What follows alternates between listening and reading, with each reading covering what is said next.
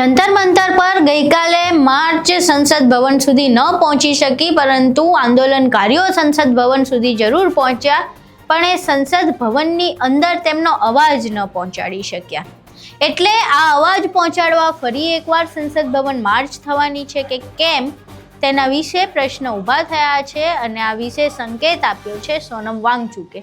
આખી ઘટના શું છે તેના વિશે વિગતે ચર્ચા કરવી છે. નમસ્કાર, તમે જોઈ રહ્યા છો ચક્રવાત ન્યૂઝ. હું આપની સાથે હેમંત.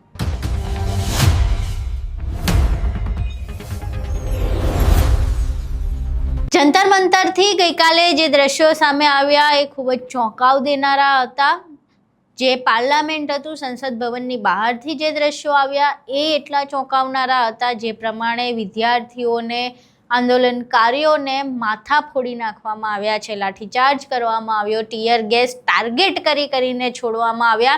આ બધાએ દ્રશ્યોએ લોકતંત્ર પર એક મોટો પ્રશ્ન ઊભો કર્યો હતો. પરંતુ જે દ્રશ્યો સામે આવ્યા એ દ્રશ્યો બાદ એવું લાગી રહ્યું હતું કે કદાચ હવે આંદોલન અહીંયા પૂરું થઈ જશે અને લોકોની હિંમત જવાબ આપી દેશે. પરંતુ હજુય લોકોનામાં એટલી જ હિંમત છે અને હજુય તેઓ લડી લેવાના મૂડમાં છે. અને આ મામલે હવે જે 21 દિવસથી ઉપર ઉપવાસ ઉપર બેઠા છે, ફક્ત ને ફક્ત શિક્ષણ મંત્રી ધર્મેન્દ્ર પ્રધાનના રાજીનામા માટે, તેમની અકાઉન્ટેબિલિટી લેવા માટે, એવા સોનમ વાંગચુકે હવે આ આંદોલન કઈ દિશામાં લઈ જવાનું તેના વિશે પત્ર દ્વારા માહિતી આપી છે. તેમના પત્ની ગીતાંજલિને આ પત્ર આપવામાં આવ્યો હતો અને આ પત્ર બાદમાં તેમણે જાહેર કર્યો છે અને તેમાં શું લખવામાં આવ્યું છે તે તેમણે જણાવ્યું છે. અહીં સાંભળીએ ગીતાંજલિ सोनम वांगचुकना पत्र द्वारा लोगों शू कही रहा है. आप सबने पूछा है कि नेक्स्ट स्टेप्स क्या हैं. सोनम ने इसके बारे में आज ट्वीट किया है, जो मैं आपको इस वीडियो के माध्यम से बताना चाहती हूँ. सोनम का ये कहना है कि जिस क्रूरता से और बेरहमी से पीसफुली प्रोटेस्ट करते हुए स्टूडेंट्स को पुलिस ने मारा है, लाठीचार्ज की है, सिर फोड़ा है, तो वो उन्होंने डिसाइड किया है कि वो इस फास्ट को जारी रखेंगे और तब तक नहीं तोड़ेंगे जब तक यूथ को अपना मुद्दा पार्लियामेंट में रखने का मौका नहीं दिया जाता, या पार्लियामेंटेरियंस सोनम को सफदरजंग हॉस्पिटल में मिल के ये अश्योर नहीं करते कि वो इस मुद्दे को इस बार के मॉनसून के सेशन का मेन मुद्दा बनाएंगे.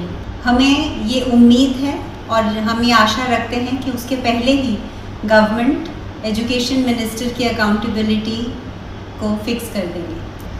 उन्होंने ये भी कहा कि वो बहुत प्रभावित हुए और वो बहुत भावुक थे कि जिस तरह से यूथ ने उनको बहुत उकसाने के बावजूद भी उन्होंने पीसफुल रास्ता चुना और उस पर डटे रहे. और वो गवर्नमेंट से ये अपील करते हैं कि ये इशू को वो रिजॉल्व करें और स्टूडेंट्स को प्रेजेंट करने का मौका दें. और सोनम कहते हैं कि वो इसकी जिम्मेदारी लेते हैं कि वो स्टूडेंट्स और प्रोटेस्टर्स उसी पेशेंस और उसी शांतिपूर्वक तरीके से जाके पार्लियामेंट में अपना मुद्दा पेश करेंगे जैसा उन्होंने आज प्रदर्शन स्थल पे प्रदर्शित किया. અહીં તમે ગીતાંજલિને સાંભળ્યા. હવે તમને એ દ્રશ્યો બતાવું કે જે પ્રમાણે સોનમ વાંગચુકે વાત કરી એ પ્રમાણે કદાચ સોનમ વાંગચુકને લોકોએ સમજ્યા છે, સાંભળ્યા અને એમની વાત પણ માની છે. અને એટલે જ આખું આંદોલન જે 20 તારીખનું જે માર્ચ હતી એ ખતમ થયા બાદ 21 તારીખે એટલી જ મોટી સંખ્યામાં હજુય જંતર મંતર પર ભીડ છે. ફરી એકવાર કોકરોચ જનતા પાર્ટીનો જે મંચ તોડી દેવામાં આવ્યો હતો એ ફરી ઊભો કરી દેવામાં આવ્યો છે. ફરી એકવાર અભિજીત દીપકે પલાઠી મારીને ધરણા પર બેસી ગયા છે અને ફરી એકવાર એ જે વિદ્યાર્થીઓ હતા એ પોતાના અવાજ ઉઠાવવા માટે, પોતાના ન્યાય માટે, પોતાના હક માટે જંતર મંતર પહોંચી ગયા છે. અહીં એ દ્રશ્યો જોઈએ.